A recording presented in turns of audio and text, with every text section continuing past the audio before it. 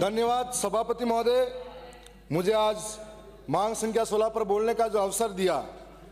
और मैं बताना चाहूँगा कि हमारे आज राजस्व मंत्री, हम एक ही जिले से आते हैं, आदिवासी अंचल से आते हैं, वहाँ की ज़मीनी हकीकत, वहाँ की समस्याओं से हम अच्छी तरह से रूबरू भी हैं। और मैं कहना चाहूँगा कि आज जो कानून है वो बने नहीं, उससे पहले उस ज़मीनों पर आदिवासी रह रहा है।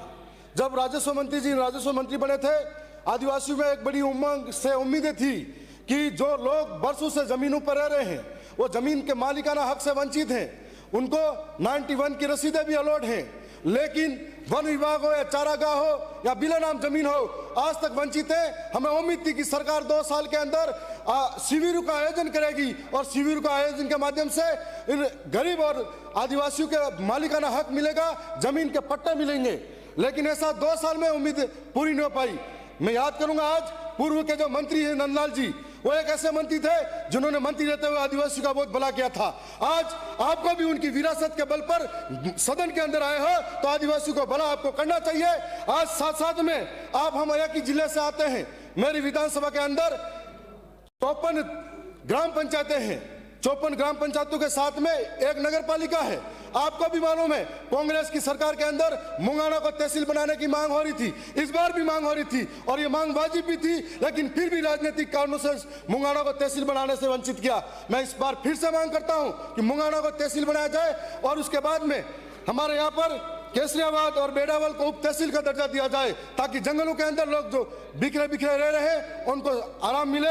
और साथ साथ में आप और हम जानते हैं कि हमारा पालवी एरिया है, इस पालवी एरिया के अंदर हमारे राजस्व गांव के अंदर 5-5 हजार की आबादी में गांव बसा हुआ है और आपका नियम कहता है कि नया राजस्व गांव बनाने के लिए 250 की आबादी होनी चाहिए। तो आपके पास तो ऐसा मौका पहली बार है और पता नहीं आगे मौका आएगा नहीं आएगा। मेरे पास होता तो आदिवासियों का भला ही भला कर देता और आपको ऐसे राजस्व कई सारे गांव बना देने चाहिए। और मैं यह भी कहना चाहूंगा कि आज जमीनों पे बहुत सारी लड़ाइयां चल रही हैं और इन लड़ाइयों के निस्तारण के लिए वो गरीब आदिवासी कहां बढ़ गए। इसलिए दरियावत के अंदर आपकी सरकार से मांग करते हैं कि एडीजे कोर्ट खुले और आज जमीनों के कई मामले लंबित वर्षों से रह जाते हैं, उसको लेकर आज जोधपुर हाईकोर्ट की तरफ रुख करना पड़ता है और वर्षों से उदयपुर के लिए हाईकोर्ट की मांग चली आ रही है। आपको उसके लिए भी एक आपके मंत्री रहते हुए जोधपुर को हाईकोर्ट भी बना, उदयपुर में हाईकोर्ट खोला जाना चाहिए ताकि आदिवासियों के जमीनी मुद्दे उदयपुर के अंदर ही खत्म हो जाए। मैं साथ साथ में यह भी कहना चाहूंगा कि आज सरकार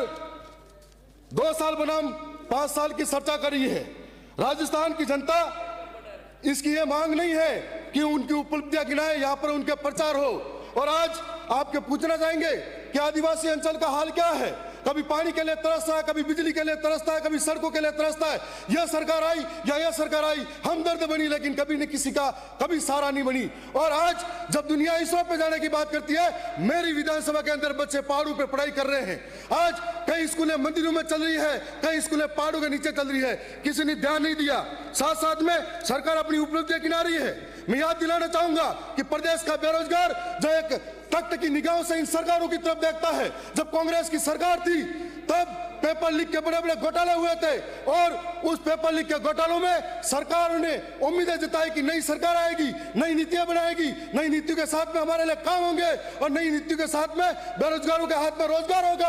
वो बेरोजगार जो अपने माँ के गहने बेचता है, जमीन बेचता है और जमीन और गहने बेच के मुश्किल से पढ़ाई करता है, जब पेपर लीक होता है, साफ पेपर लीक नहीं होता है, उनके सपने लीक होता है, उनका भविष्य लीक होता है और ऐसे में उनका सपने और भविष्य टूटता है तो अंधकार में चला जाता है। जिसके हाथ में कागज कलम होना चाहिए, उसके हाथ में खेती पावड़े पड़े हुए हैं, वो मजदूर बन चुका है। और इस सरकार से उम्मीद लगा के जब बैठा था कि पेपर लीक की जांच होगी, ये जो मैं पोस्टर ये पेपर लाया हूं, इसके अंदर सत्ता पक्ष के वादे याद दिला रहा हूं। जब इन्होंने कहा था कि हम सरकार में आएंगे, पेपर लीक की जांच कराएंगे, सीबीआई से जांच करेंगे, आज वो सीबीआई, आज वो एसओजी कहां गई। एक आदिवासी को पकड़कर सारा टिकरा उस पर फोड़ा गया और आदिवासी को पकड़कर बहुत सारे बेगुनाह बचे हुए मंजू शर्मा का नाम आया, शिव सिंह राठौड़ का नाम आया। क्या एक आदिवासी के अंदर ही उसको जेल में डालने का न्याय होगा?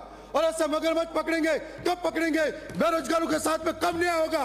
और प्रदेश के अंदर कल प्रश्न का जवाब था 70,000 भर्तियां खाली है, आपने कांग्रेस का नाम ले लिया और कांग्रेस ने गलतियां की इसलिए विपक्ष में बैठा, आप सत्ता पक्ष में थे। आज के बाद समाधान होना चाहिए। इसके बाद में आपके पास ये इसका बात का समाधान नहीं था। बैकलॉग भर्ती के अंदर ST SC के कई सारे विद्यार्थी आज भी बेरोजगारों के पड़े हैं। आपने कहा 3 साल तक आज गणित और विज्ञान के पद खाली थे, लेकिन उस पदों के बाद में बढ़ने का नाम नहीं था। आपसे सरकार ने आज 2 साल बनाम 5 साल की जो बात कही है, मैं सरकार के कहना चाहूंगा आपकी करनी और कथनी में अंतर नहीं होना चाहिए। ये करनी और कथनी में नहीं, ये जो फोटो है सभापति महोदय, इसमें आप भी हो और इस मुद्दे के दम पर आप सत्ता में आए। सत्ता में आने के बाद में सीबीआई जांच की बात तो भूल गए। आज बेरोजगार ठगा ठगा महसूस कर रहा है और आज हर भर्ती में OMR सीट के घोटाले के अंदर इस तरीके से हम सरकार से कहना चाहते हैं, यदि आप में अंदर सच्चाई है और सच्चाई की हो तो प्रदेश की जनता के साथ न्याय करे। इन तमाम भर्तियों के अंदर सीबीआई जांच करे, दोषी वंचित अधिकारियों को जेलों में डाला जाए, जो लोग राजनीतिक रूप में संक्षिप्त हैं उनको भी पकड़ा जाए। मैं मानता हूं चोर दोनों तरफ से बैठे हुए होंगे और ये चोर कब बाहर आएंगे, कब बेरोजगारों को न्याय मिलेगा, इसकी मांग करते हैं पुरजोर तरीके से। और यह भी कहना चाहूंगा कि स्वाभिमान नहीं कहता कि जमीन से सौदा करूं, वक्त बुरा आया तो झेलेंगे मगर झुकेंगे नहीं। और आज ये कहना चाहेंगे कि संघर्षों से हमने जीना सीखा, संघर्षों से जीना सीखा, संघर्ष हमारी गाथा है। सत्ता का कोई शौक नहीं, बस प्रदेश के बेरोजगार और किसान हित का नाता है। आज हमारे किरोड़ी जी मंत्री साहब भी आए हुए हैं। आप तो उस वक्त जब सरकार कांग्रेस की थी खूब डंडे लगाए थे आपने और खूब डंडे लगाए, आपकी गाड़ी में बोरिया बिस्तर पड़ा रहता था, बेरोजगारों को न्याय करेंगे, हमारी सरकार आएगी, यह करेंगे वो करेंगे, और इस पोस्टर के अंदर आप सबसे आगे दिख रहे हो। आज हमको उम्मीद थी कि आज इन चोरों को पकड़ के अंदर डालना था, लेकिन नहीं डाला। और आज आपका जमीर कहाँ गया? आज वो चोर क्यों अंदर नहीं आ रहे? आज बेरोजगारों के साथ में क्यों न्याय नहीं होता? आज ये पूछता है बेरोजगार, आज पूछता है राजस्थान का नौजवान, आज पूछता है पूरे प्रदेश का नौजवान।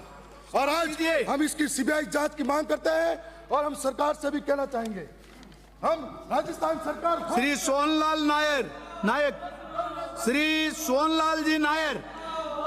माननीय सभापति महोदय, मांग संख्या 16 पर आपने और हमारे नेता ने मुझे समय दिया। विराजिए आपका बहुत बहुत धन्यवाद। हो गया आपका, हो गया, आप विराजिए।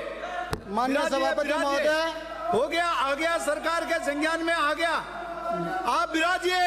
मेरे विधानसभा क्षेत्र और गंगानगर जिले में विराजिए, बहुत से किसानों की आप विराजिए। आवंटित भूमि गजट